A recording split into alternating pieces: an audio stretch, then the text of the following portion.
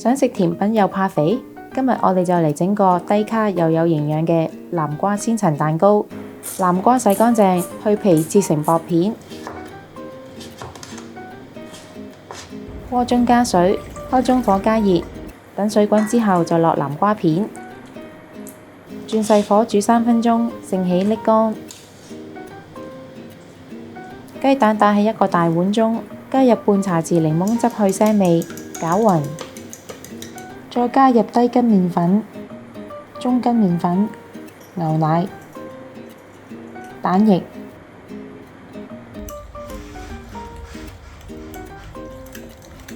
蜜糖，攪勻。將麵糊過篩，隔去粉粒至到更軟滑。喺鍋內均勻塗上一層薄薄嘅食油，再鋪上一層南瓜片，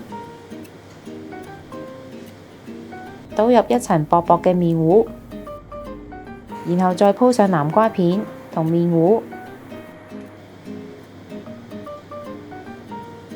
重複一層一層鋪上，